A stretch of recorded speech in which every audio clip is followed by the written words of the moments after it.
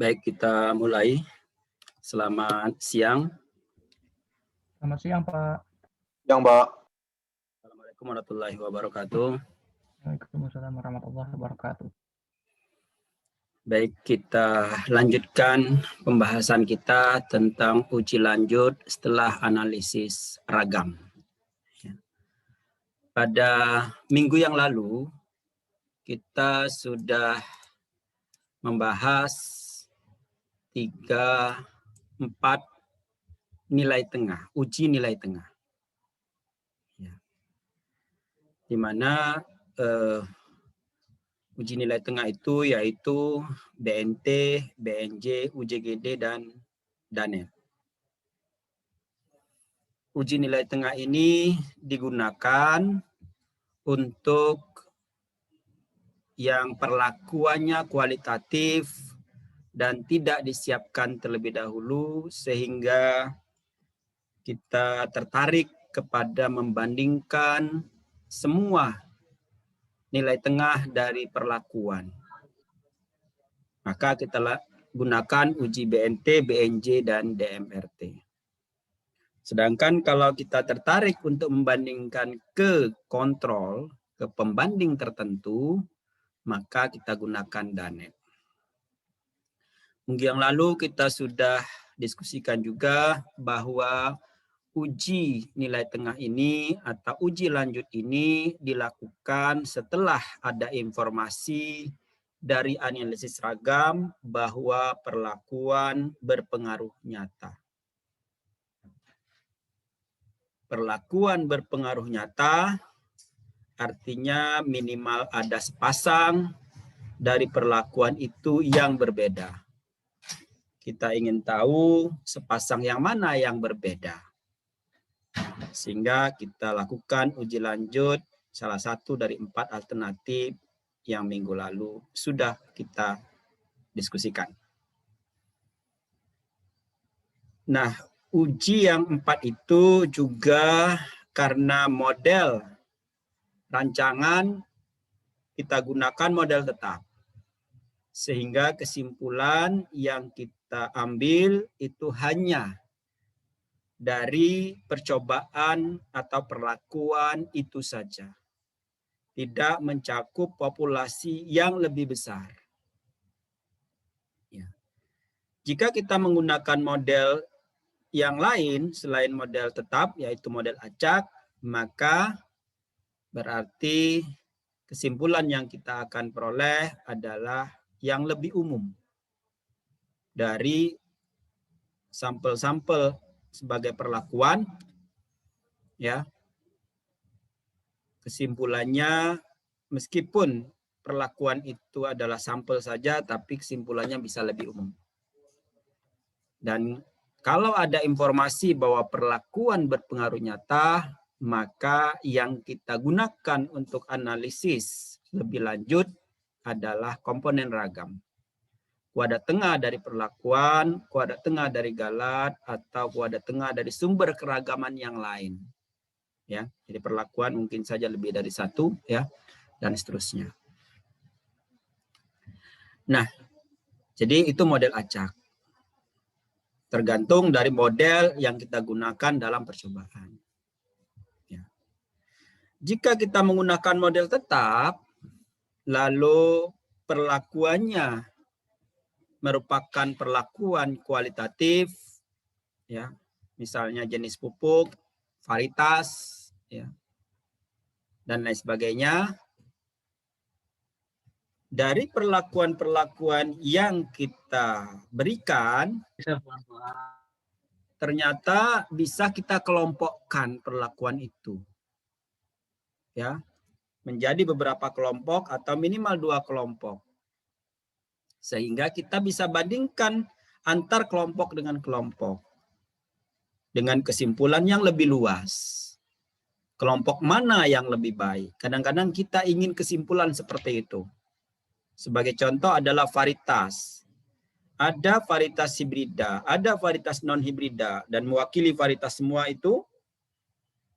Lalu kita ingin tahu kesimpulan yang lebih umum, apakah varietas hibrida lebih baik dibandingkan dengan varietas non-hibrida. Varietas hibrida misalnya diwakili oleh 3 atau 4 varietas, non-hibrida juga 3-4 varietas. Lalu kita mengambil kesimpulan tidak hanya antar varietas itu saja, tetapi antar kelompok varietas. Dengan demikian, maka berarti perlakuan kita perlakuan kualitatif, namun pembandingannya sudah disiapkan sedemikian rupa agar bisa dikelompokkan. Uji lanjut ini kita sebut dengan perbandingan linier.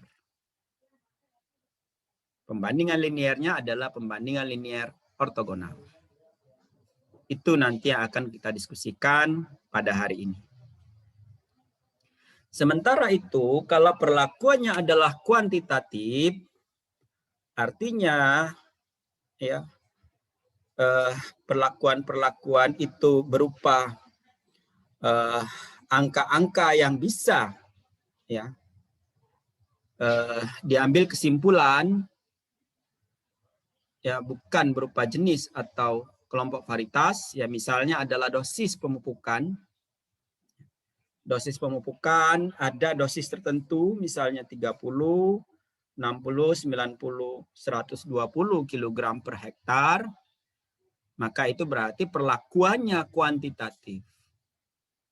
Dan kalau perlakuan kuantitatif itu, tadi sebagai contoh 30, 60, 90, dan 120, berarti jarak ya selang antara titik satu perlakuan dengan perlakuan yang lain itu sama-sama 30 misalnya, jadi 30, 60, 90 ya, jadi masing-masing jaraknya 30 dan itu berarti jaraknya sama, maka kita menggunakan pembanding linier polinomial. Ya. Jadi kalau nanti Anda menggunakan perlakuan kuantitatif, dosis pemupukan, dosis penyemprotan, ya, dan lain sebagainya, maka yang nanti kita akan lihat adalah kurva respon dari dosis tersebut. 30, 60, 90, kurva responnya bisa berupa linier, lurus saja, atau kuadratik. Ada puncaknya, apakah di atas atau di bawah, atau kubik, puncaknya ada 2, ya. Pola yang mana nantinya? Dari angka-angka atau perlakuan yang kita berikan itu akan membuat pola. Dan pola itu penting dalam kita mengambil kesimpulan. Apakah misalnya semakin tinggi pemberian pupuk itu akan semakin tinggi produktivitasnya atau karakter yang kita amati. Atau ada puncaknya. Semakin tinggi kita berikan varietas pada level tertentu akan meningkatkan produktivitas, melebihi level itu dia akan turun kembali. Itu berarti kuadratik. Nah, pola itu menjadi sangat penting dalam kita mengambil kesimpulan. Setelah kita mendapatkan pola itu, maka nanti selanjutnya kita lakukan pencarian kalau misalnya dia kuadratik, pencarian titik optimal.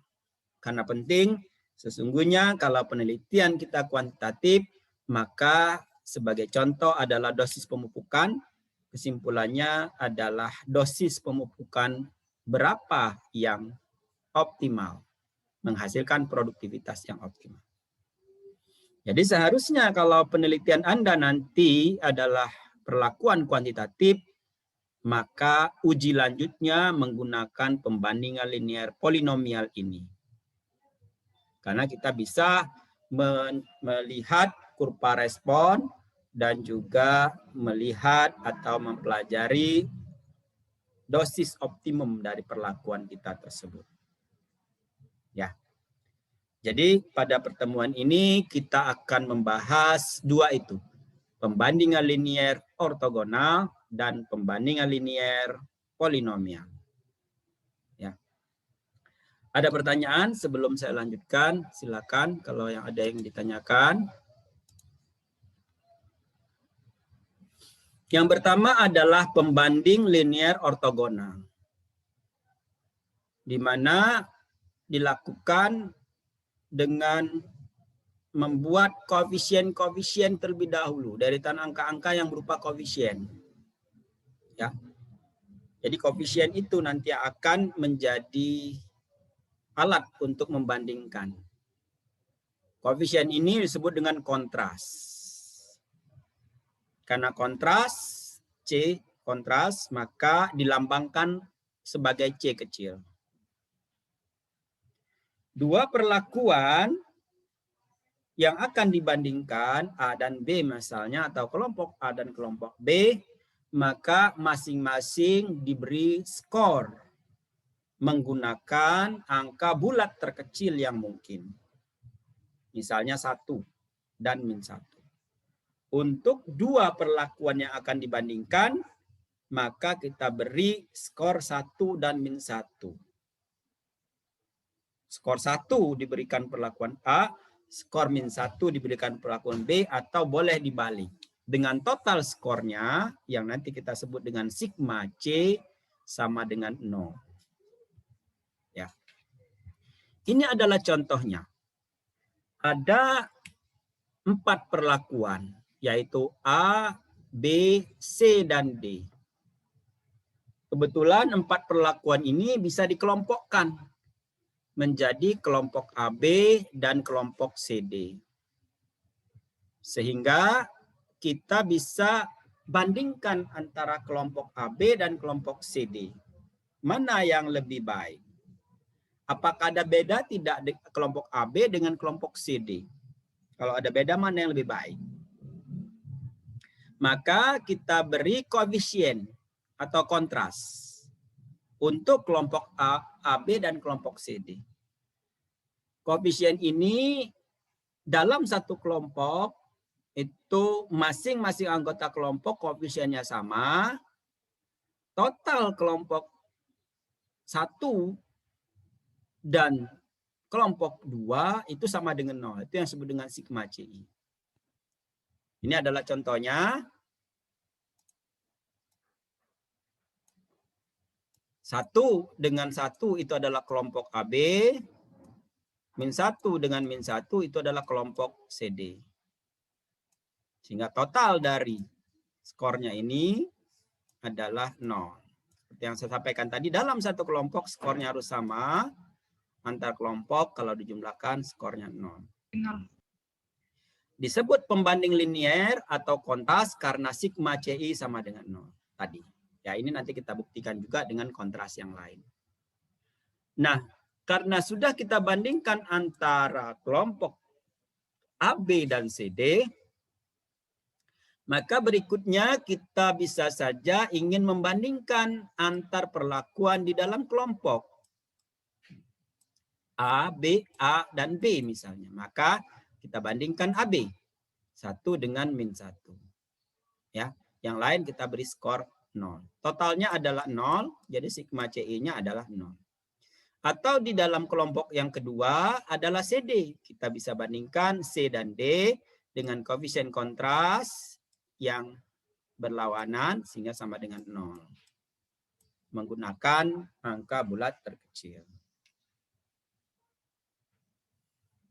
Maksimum, kalau perlakuannya 4, maksimum 3 kontras yang bisa kita buat. Yang nanti kita sebut dengan P-1. Perlakuan -1, itulah maksimum kontras yang kita buat. Setelah kita bandingkan AB dengan CD, maka tidak bisa lagi kita membandingkan A dengan BCD misalnya. Tidak bisa. Nggak bisa dibandingkan karena B itu satu kelompok dengan A. Sehingga tidak bisa lagi masuk ke kelompok CD. Ya. Jadi hanya 3 ini yang bisa kita bandingkan.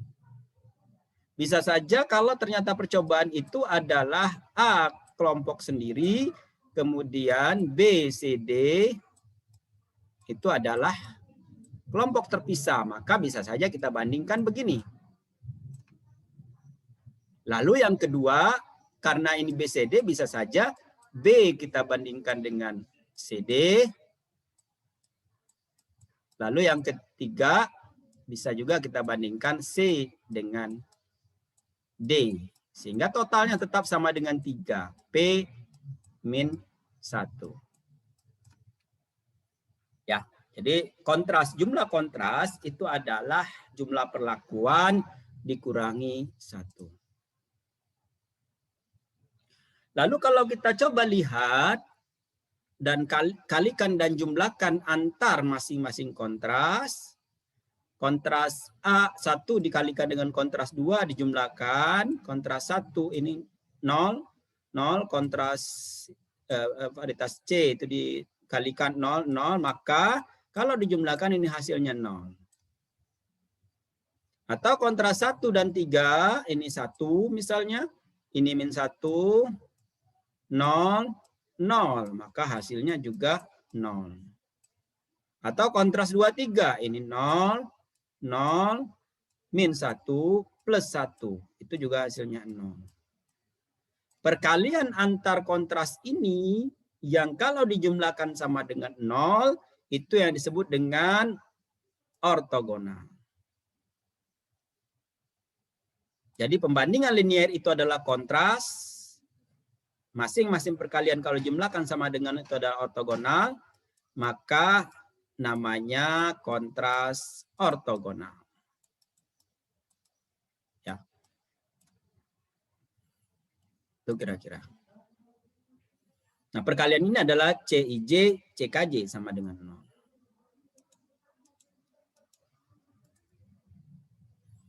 Ini yang saya maksudkan tadi, bahwa apabila banyaknya perlakuan P, maka dapat dibuat kontras ortogonalnya sebanyak P-1. Masing-masing mempunyai DB sama dengan 1. Jadi masing-masing kontras itu derajat bebasnya adalah 1, sehingga derajat bebas semua kontras yang ada, kontras ortogonal ada 3 tadi. Jadi kalau perlakuannya 3, ya, berarti jumlah derajat bebas semua kontras itu adalah 3, dan itu sama dengan jumlah derajat bebas perlakuan. Derajat bebas perlakuan kan P-1, 3-1.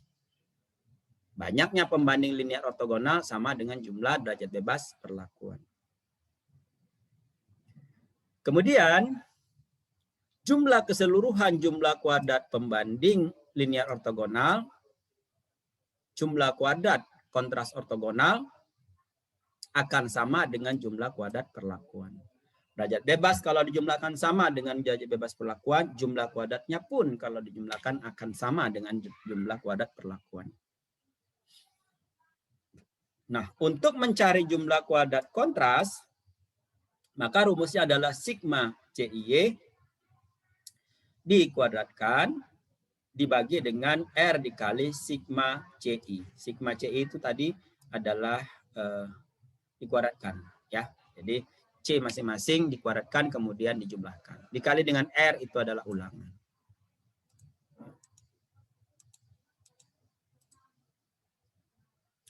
Nah, pembandingan linear ortogonal dibedakan menjadi faktor kualitatif yang kemudian kita sebut dengan kontras ortogonal, atau faktor kuantitatif yang disebut dengan kontras polinomial ortogonal, atau kita sebut dengan kontras polinomial.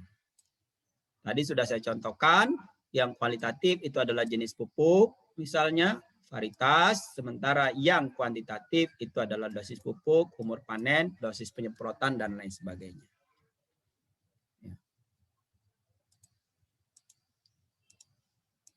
Ada pertanyaan? Kita lihat contohnya. Di sini ada varietas A, varietas B, varietas C, varietas D, dan varietas E. Ada 5 varietas.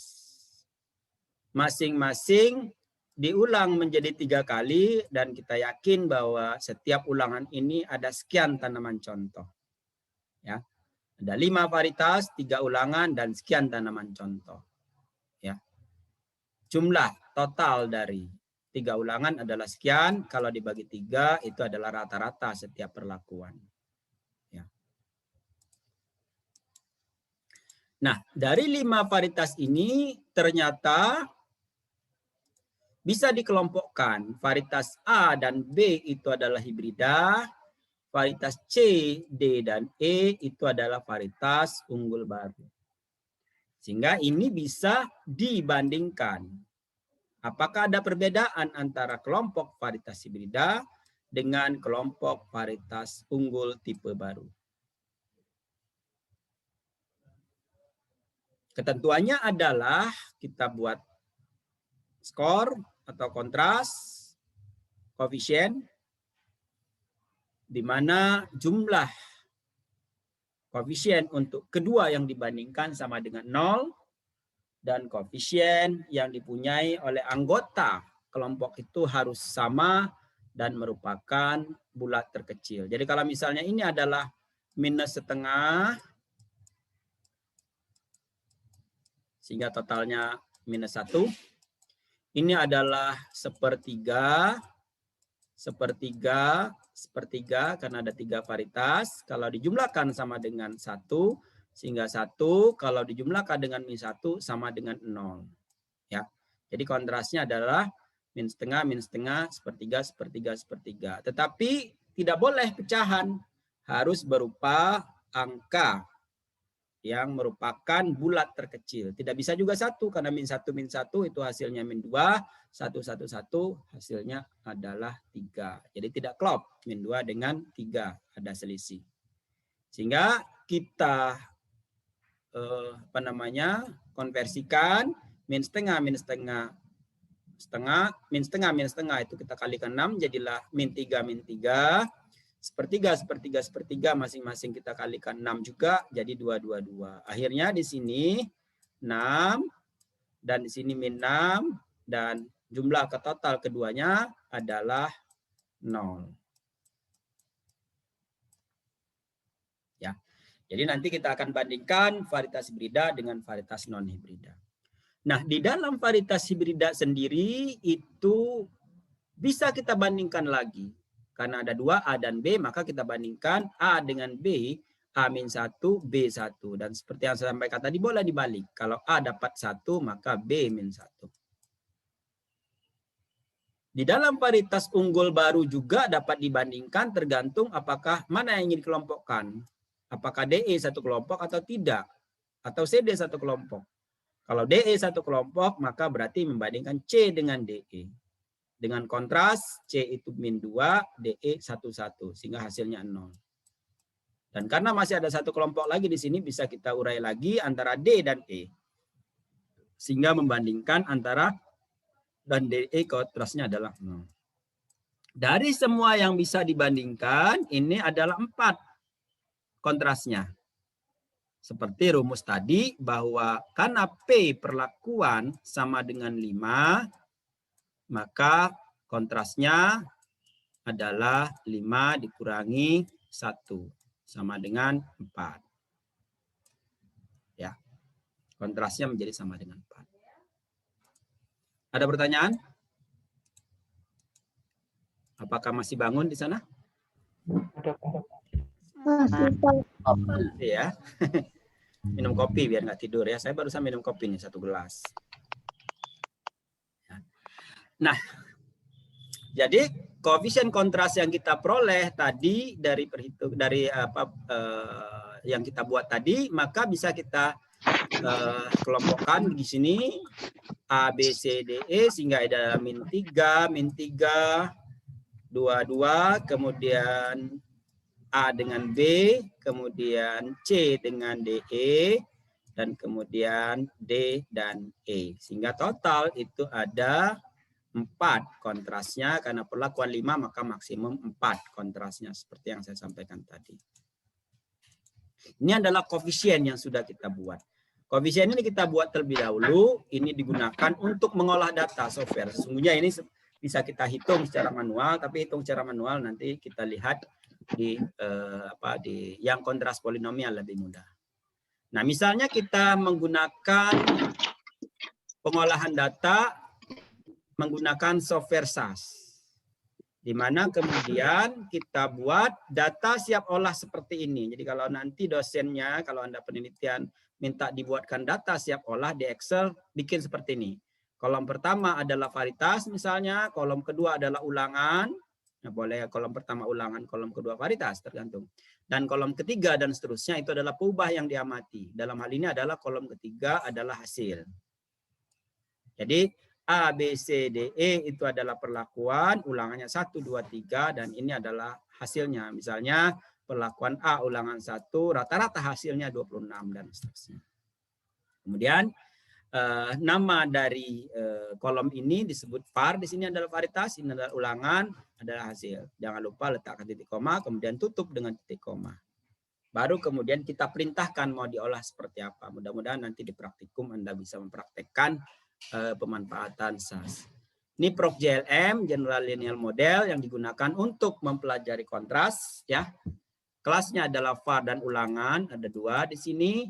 Dan model adalah model matematis yang sudah kita diskusikan di pertemuan-pertemuan sebelumnya. Jadi model matematis dari percobaan itu misalnya mu, alpha I, beta J, dan kemudian epsilon IJ. Ini misal saja ya, lambang-lambang ini bisa disesuaikan dengan pelajaran Anda sebelumnya. Alpha misalnya ulangan, beta misalnya adalah perlakuannya. Maka model matematis ini menunjukkan bahwa percobaan ini menggunakan rancangan kelompok lengkap teracak atau RKLT. Karena ulangan, ya, RKLT karena ulangan ini dikeluarkan, dimunculkan. Nah, model matematis ini yang akan kita gunakan dalam mengolah data. Jadi misalnya Y itu adalah peubah yang diamati hasil, kemudian ulangan, dan var itu adalah yang menjadi perlakuannya adalah var, dan kemudian ulangan adalah alpha ini. Dan kemudian kita tulis kontrasnya. Nah, ini mulai masuk ke uji lanjutnya adalah kontras. Kita mengelompokkan dan membandingkan AB dengan CDE dengan kontras min 3, 2, 2, 2 yang sudah kita buat tadi. Kemudian A dengan B itu min 1, 1. C dengan DE itu adalah min 2, 1, 1 tadi yang sudah kita buat. D dan E itu adalah min 1, 1. Ya, ini kontras ini dipakai ya berdasarkan yang kita buat tadi. Lalu run ya. Kemudian akan muncul hasilnya seperti ini. Nah, ya. Hasil ini memperlihatkan kepada kita bahwa ini adalah derajat bebas ulangan, ini adalah derajat bebas perlakuan, perlakuannya 5 maka derajat bebas 4, dan bisa kita lihat masing-masing derajat bebas untuk kontras itu adalah 1, 1, 1, sehingga total dari derajat bebasnya adalah 4. Kemudian ini adalah jumlah kuadrat dari ulangan dan jumlah kuadrat dari perlakuan. Dan ini adalah masing-masing jumlah kuadrat. Total jumlah kuadrat ini sama dengan jumlah kuadrat perlakuan. Ya. Kemudian karena jumlah kuadratnya, karena derajat bebasnya adalah 1, maka kuadrat tengahnya adalah sama dengan jumlah kuadrat. Ini dibagi 1 sehingga sama antara kuadrat tengah dan dengan jumlah kuadrat. Dan F hitungnya bisa kita lihat di sini. F hitung itu adalah ya kuadrat tengah dibagi dengan galat. Galat dalam hal ini adalah ini 1. Ya, dibagi dengan 1,88. Dapatlah angka 57. F hitung dibandingkan dengan F tabel, dapatlah peluang nyatanya. Dan peluang nyata sudah dibuatkan di sini oleh software, sehingga yang kita lihat adalah persentase peluang nyata, persentase dari selang kepercayaan. Jadi misalnya kita katakan 5% itu berbeda nyata, 1% itu berbeda sangat nyata. Sehingga tinggal kita lihat apakah dia kurang dari 5% atau lebih dari 5%, atau kurang dari 1% atau lebih dari 1%. Misalnya antara kelompok AB dengan kelompok CDE itu adalah 0,001, maka berarti ini adalah kurang dari 1%. Maka kesimpulan kita untuk AB dan CDE itu mereka berbeda sangat nyata. Sementara A dan B ini adalah 0,7737. Ini kalau kita lihat berarti lebih tinggi dibandingkan dengan 0,05 sebagai standar untuk yang berbeda nyata pada taraf 5%. Ini adalah 0,77. Maka kesimpulan kita untuk A dan B, A itu tidak berbeda dengan B. Karena peluang nyatanya lebih besar daripada 5%. Sementara C dan DE peluang nyatanya kurang dari 1%, kurang dari 0,01, maka C, DE itu berbeda sangat nyata, D dan E juga berbeda sangat nyata. Dengan demikian, dapat kita tarik kesimpulan dari proses pengolahan data ini, AB dan CDE berbeda sangat nyata, A dan B tidak berbeda, C dan DE berbeda sangat nyata, dan D dan E berbeda sangat nyata. Berbeda sangat nyata atau berbeda nyata bisa digunakan karena kita minimal 5%. Sehingga bisa kita ambil kesimpulan dari kontras ini adalah varietas hibrida dan varietas unggul baru ternyata berbeda. Berbedanya bagaimana? Berbedanya lebih tinggi. Jadi hasil atau produktivitas hibrida, varietas hibrida nyata lebih tinggi dibandingkan varietas unggul. Jadi meski selisihnya 1 ton. 1. 9 dan 8 dianggap berbeda. Sementara kontras yang kedua, kesimpulan tadi tidak berbeda antara A dengan B. Meskipun selisihnya juga sama-sama dengan 1 ton per hektar, tapi dianggap tidak berbeda karena berdasarkan analisis tadi itu tidak berbeda. Ya. Yang ketiga, antara 8,5 dan 7,5 ton ini dianggap berbeda karena berbeda sangat nyata. Kontras 4 juga berbeda sangat nyata.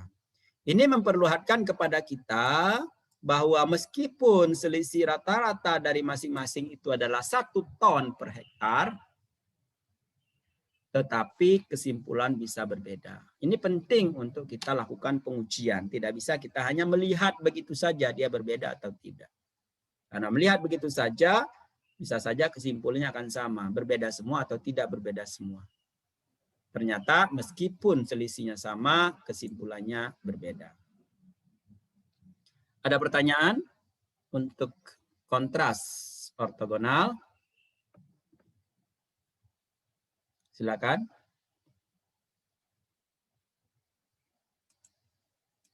Kalau tidak ada, kita akan lanjutkan ke kontras polinomial. Kontras polinomial ini digunakan untuk menguji tren pengaruh perlakuan terhadap respon untuk yang taraf perlakuan kuantitatif. Respon itu adalah linier, kuadratik, kubik, dan seterusnya. Ya, linier itu berarti terus-menerus, lurus saja, ya, semakin tinggi semakin baik, atau ini kalau dia nyata gitu. Kuadratik itu adalah ada titik puncak, 1 titik puncak, kubik itu 2 titik puncak, dan seterusnya. Nah, perlakuan-perlakuan yang kita buat untuk kontras polinomial ini agar lebih baik dalam pengolahan harus minimal 3 titik perlakuan atau 3 perlakuan.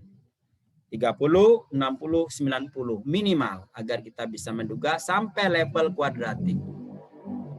Ya, sama seperti kontras ortogonal tadi, maka kontras polinomial pun adalah P-1. Perlakuan dikurangi 1, jumlah respon yang bisa kita uji. Jadi kalau perlakuannya ada 3, maka jumlah respon yang kita uji adalah 2, yaitu linear dan kuadratik. Sehingga nanti kalau Anda melakukan percobaan atau penelitian, maka perlakuannya harus cukup banyak, 5 misalnya. Ya. Sehingga kita bisa membuat tren atau menguji tren lebih banyak. Ya. Ini adalah model, bentuk modelnya linier itu adalah X pangkat 1, ya. Kuadratik itu adalah X pangkat 2. Kubik itu X pangkat 3. Kuartik itu X pangkat 4. Quintik X pangkat 5. Ya. Nah, kita ambil contoh tadi. Nah, jumlah kuadrat pembanding linear untuk faktor ini sama tadi. Rumus yang tadi juga kita pakai lagi. Ya. Kalau tadi kontras ortogonal itu koefisiennya kita reka, kita buat. Ada ketentuan dalam membuat koefisien, tadi harus huruf angka bulat terkecil dan jumlah totalnya harus sama dengan 0. Sementara koefisien kontras polinomial untuk jarak yang sama, ini sudah ditentukan oleh para ahli statistik. Mirip dengan F-tabel, sudah ada di tabel-tabel di lampiran buku-buku statistik atau perancangan percobaan. Jadi kalau perlakuannya ada 3, maka ordo polinomial kontras yang kita buat adalah 2 maksimum, yaitu linear dan kuadratik. Masing-masing koefisiennya itu adalah ini. Min 1, 0, 1. Karena perlakuannya 3. 1, min 2, 1. Ini sudah ada di buku-buku statistik. Kalau ada ingin pelajari lebih dalam, silakan saja dibaca. Kemudian kalau perlakuannya 4, berarti kita bisa membuat ordo atau kontrasnya 3, yaitu linear, kuadratik, kubik. Masing-masing koefisiennya adalah sudah ditentukan, karena perlakuannya 4, ini T1, T2, T3, T4. Maka kontrasnya adalah ini untuk linear, ini adalah untuk kuadratik, ini untuk kubik, dan ketentuannya adalah masing-masing kalau dijumlahkan menjadi 0. Sementara kalau perlakuannya 5 berarti ada 4 ordo atau kelas, yaitu linear, kuadratik, kubik, dan kuartik, dan ini T1 sampai T5, sehingga ini adalah koefisien untuk linear, ini kuadratik, ini kubik, ini kuartik. Ya, sekali lagi koefisien-koefisien ini sudah ditentukan, tinggal Anda gunakan ya. Nanti kalau di ujian, kalau diminta untuk menuliskan di satu halaman, jangan lupa menuliskan koefisien dari kontras polinomial. Ini adalah contoh dosis pemupukan. Ya, angka-angkanya kita ambil saja tadi kita coba ambil dari percobaan tadi yang paritas. Ini adalah dosis pemupukan di mana 40, 80, 120, 160, 200. Ya. Ulangannya adalah 1, 2, 3. Tadi persis dengan yang tadi, angkanya ini juga persis dengan yang tadi kelihatannya. Ya, perlakuannya kita buat, anggap aja kuantitatif. Ya. Maka coba kita lihat kontrasnya. Nah, ini adalah jumlah masing-masing perlakuan. Ya. Ada 5 perlakuannya, dan ini adalah koefisien kontras untuk linear, ini kuadratik yang sudah saya sebutkan tadi, kubik dan kuartik, ini ada di lampiran buku statistika. Dan kalau kita cari sigma CI kuadratnya, maka ini dikuadratkan kemudian dijumlahkan.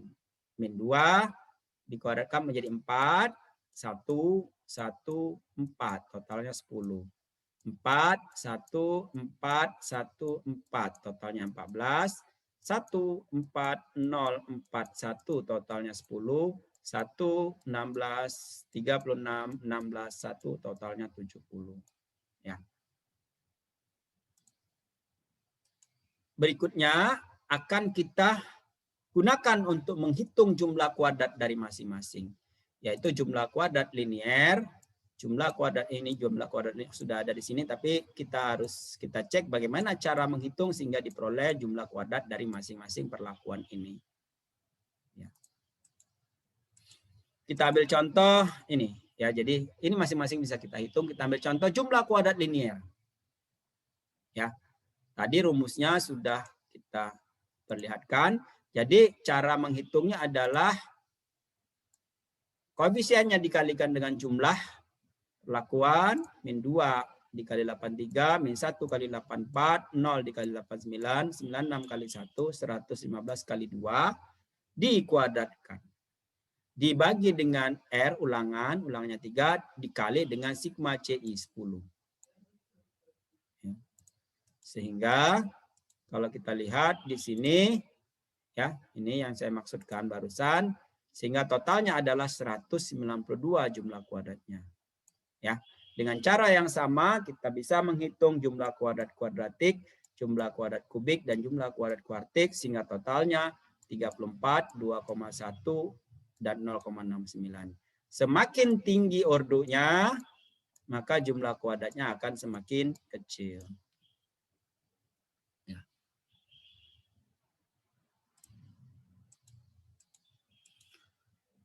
Nah, kemudian kita buat tabel ANOVA-nya. Ya. Tadi jumlah kuadrat perlakuan sudah kita peroleh 229,73, derajat bebasnya 4, kuadrat tengahnya adalah 57,42. Dengan demikian, kuadrat tengah adalah jumlah kuadrat dibagi dengan 4, 57, dibagi dengan galat 2, hasilnya 28,72, dan ternyata berpengaruh sangat nyata. ANOVA menyatakan bahwa perlakuan berpengaruh sangat nyata, sehingga kita bisa uji lanjut. Dalam hal ini kita akan uji menggunakan kontras. Lalu kemudian kita buat 4 kontras, yaitu linier, kuadratik, kubik, dan kuartik. Karena derajat bebasnya 4, maka masing-masing ini sama dengan 4 kalau dijumlahkan. Dan ini yang saya maksudkan tadi, jumlah kuadrat masing-masing kontras ini kalau dijumlahkan akan sama dengan jumlah kuadrat perlakuan. Kuadrat tengah dari masing-masing kontras ini kalau dilihat karena derajat bebasnya 1, maka sama dengan jumlah kuadratnya. Ya. Dan F hitung ini bisa dicari dari kuadrat tengah perlakuan ini dibagi dengan galat. Jadi 192 dibagi 2, 96, 34 dibagi 2, 17, 2,13 dibagi 2, dan seterusnya. Kemudian baru kita bandingkan dengan F tabelnya dan muncullah bintang-bintang seperti ini. Ya. Bintang seperti ini berhenti di kuadratik, ya. Nah, jadi linier berpengaruh sangat nyata, kuadratik berpengaruh sangat nyata, kubik tidak nyata. Maka kita katakan, kita ambil kesimpulan dengan melihat ya ordo atau dalam hal ini adalah kontras. Ordo yang mana? Ordo tertinggi yang mana yang berpengaruh nyata? Atau berpengaruh sangat nyata, dua-duanya boleh. Dalam hal ini, ordo tertinggi yang berpengaruh nyata itu adalah kuadratik. Sehingga kesimpulan kita dari hasil analisis ini, ya, kesimpulan kita dari hasil analisis ini adalah bahwa dosis pemupukan yang kita berikan ini berpengaruh secara kuadratik terhadap hasil. Ya. Kalau berpengaruh secara kuadratik terhadap hasil, tentu ada, karena ini berupa respon, berarti ada rumus kurva responnya. Ada persamaan kurva respon. Nah, kita ingin tahu persamaan kurva respon itu bagaimana. Ya. Sehingga bisa kita lacak, kita buat persamaan kurva respon ya untuk menentukan persamaan regresi. Maka data yang kita butuhkan adalah, ini adalah perlakuan X. Perlakuannya adalah X, tadi 40, 80, 120, 160, 200. Itu adalah X. Ini adalah Y. Y itu adalah hasil perubahan yang diamati rata-rata dari perlakuan itu. Ini adalah rata-rata. Tadi ada 83 sekian dibagi dengan 3, maka 27. 28, 29, 32, 38. Z1 itu adalah koefisien pertama, koefisien linearnya. Karena sampai kuadratik berarti koefisien kedua, koefisien kuadratiknya. Jadi koefisien linear tadi ada di tabel, sudah terlihat. Koefisien kuadratik juga ada di tabel, kita ambil. Lalu kita olah. Ini adalah C kuadrat untuk memperoleh sigma CI-nya. CI kuadrat. Nah, tadi sudah. Ya. Kemudian CI kuadrat dari koefisien kedua, ini 14, tadi juga sudah pernah kita hitung. Dan Z1 dikali Y berarti Z1 minus 2 dikali 27 hasilnya ini. Z2 dikali Y berarti 2 dikali 27 hasilnya ini. Lalu Z1 dikali totalnya adalah 25 dan Z2 kali Y totalnya adalah 12,67. Ini berupa Z, jadi koefisiennya berupa Z, belum berupa X, padahal persamaan regresi itu adalah X. Nah, karena berupa Z, maka kita lihat rumus Z itu adalah X min X rata-rata dibagi interval. Itu adalah Z1. Z2 adalah X min X rata-rata dibagi interval dikuadratkan, dikurangi N kuadrat dikurangi 1 dibagi 12. Ya. X rata-rata itu adalah ya rata-rata dari 40, 80, 120, 160, 200. Ini berarti 120. Jadi totalnya dibagi 4. Kemudian intervalnya adalah 80 dikurangi 40. Itu adalah 40 intervalnya masing-masing. Ini tiap-tiap perlakuan. N itu adalah jumlah perlakuannya 5. Ya, dan seterusnya. Jadi Z itu bisa kita konversikan ke X. Lalu yang juga perlu kita ketahui informasinya. Ini sigma Y sama dengan A dikali N, B1 dikali dengan X1, dalam hal ini tadi adalah Z1. Ini B2 itu adalah X2, dalam hal ini adalah Z2. Kita ingin tahu berapa A, berapa B, B1, dan berapa B2. Melalui rumus ini, rumus ketiga ini. Sigma Z1 Y sama dengan A dikali Z1, B dikali Z1 kuadrat, dan B2 Z1 dikali Z2.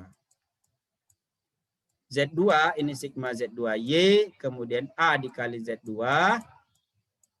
B1 dikali Z1, Z2, dan seterusnya. Sehingga, ya, kalau kita lihat, kalau kita buat seperti ini, ya, maka ini adalah matriksnya. Ini adalah yang saya maksud tadi, A dikali N itu adalah, nah ini, maaf, A dikali N itu adalah 5A. Kemudian 0 ini diperoleh dari informasi sebelumnya.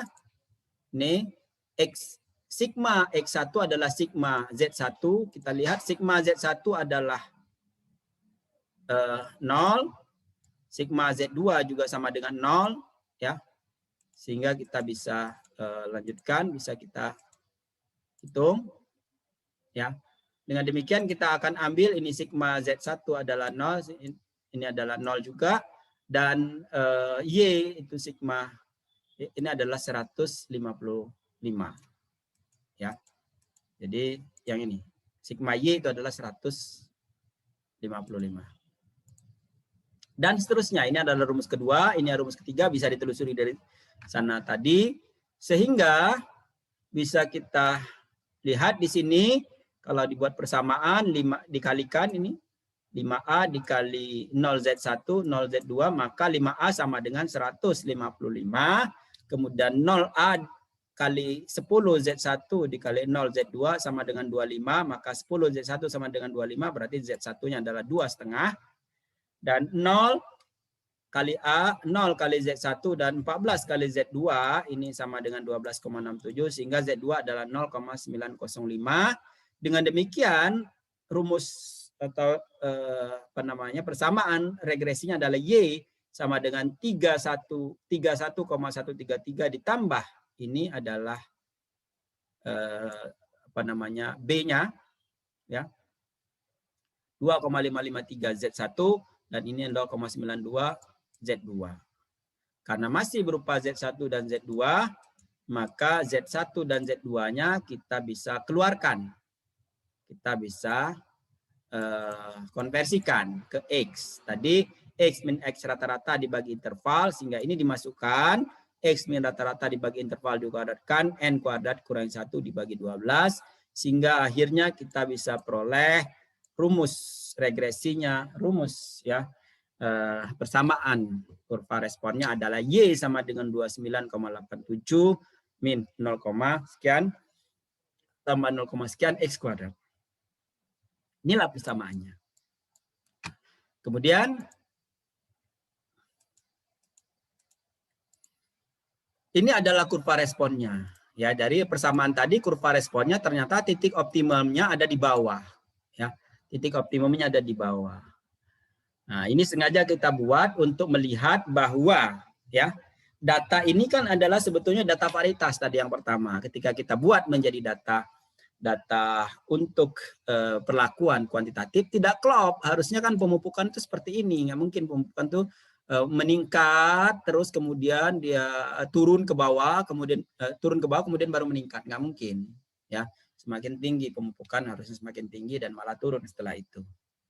Nah, ini akan berupa catatan bagi kita bahwa nanti mohon Anda penelitian jangan asal memasukkan data seenaknya, apalagi memodifikasi data. Ini adalah data turun dari langit sehingga kelihatan sekali menjadi tidak betul. Ya, meskipun demikian cara menghitungnya ini tetap sama. Kita bisa tentukan dosis minimum atau optimumnya, yaitu dengan mendiferensialkan. Jadi kita diferensialkan ini turunan pertama dy per dx, ya turunan pertama. Ini Anda masih ingat barangkali bagaimana menurunkan persamaan ini menjadi turunan pertama dy per dx. Sehingga kalau dy per dx sama dengan 0, maka berarti turunan sama dengan 0, maka x itu dalam keadaan optimal. Sehingga x bisa diperoleh sama dengan 55 dengan cara mengeluarkan persamaan ini. Ya sama dengan 0, maka x bisa diperoleh dan x adalah 55. Jadi titik optimumnya ada pada 55. Titik minimumnya ada pada 55. Dan titik minimum ini ternyata bukan pada titik percobaan. Percobaan tadi kan 40, 80, 120, 160, dan 200. 55 itu berada di antara 40 dan 80. Ada pertanyaan? Ini adalah contoh yang sebenarnya bahwa hasil gabah padi kering giling dalam ton per hektar pada berbagai dosis pemupukan. Kita lihat dosisnya.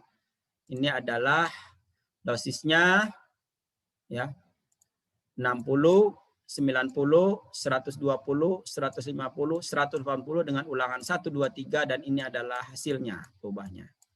Maka inputnya adalah pupuk tadi. Ini adalah ulangan, ini adalah hasil, ya. Ini adalah data siap olah seperti yang saya sampaikan tadi sebelumnya. Dan kita buat listingnya untuk linear itu adalah pupuk sini, kuadratik adalah linear kuadrat, kubik itu adalah linear pangkat 3, kuadratik linear pangkat 4.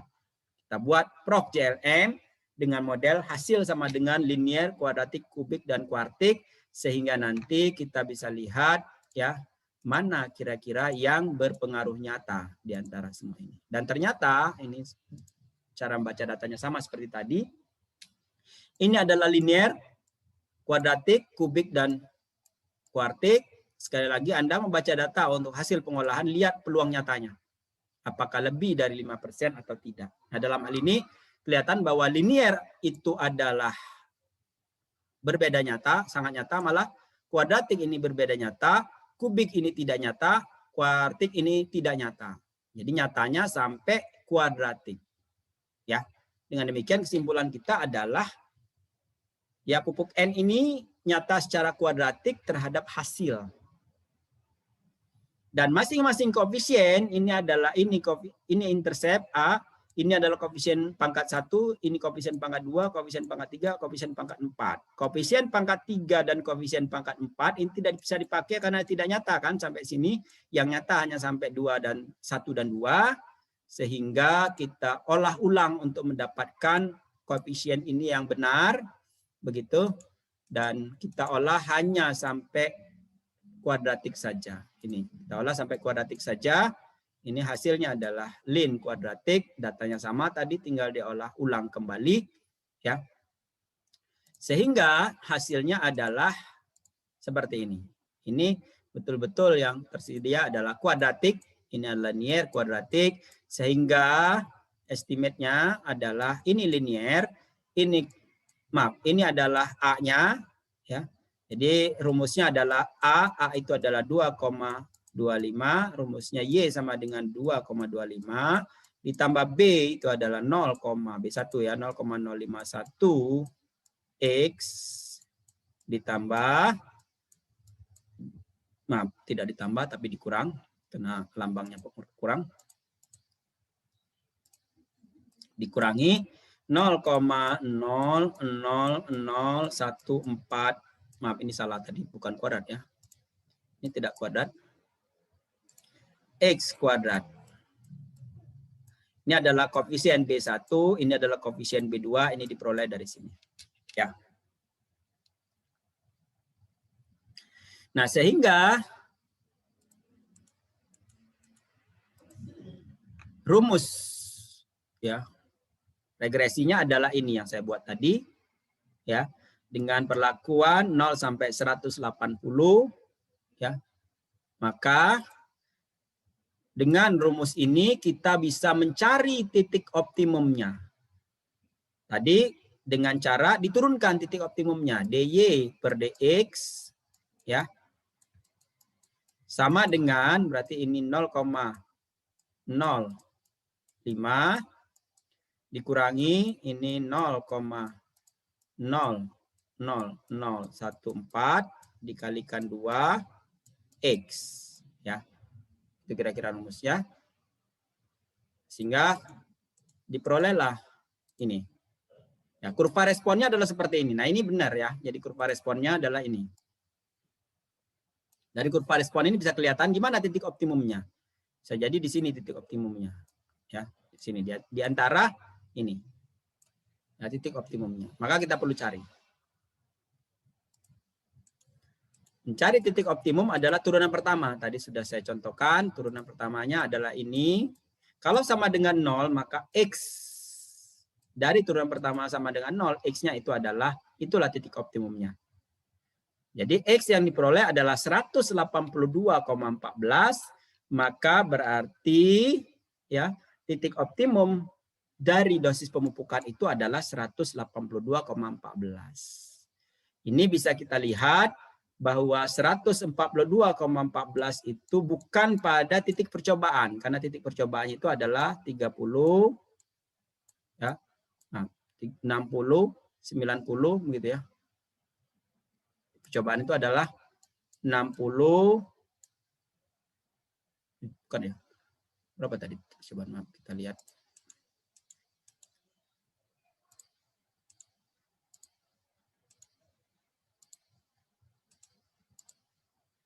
Nih, 60, 90, 120, 150, 180.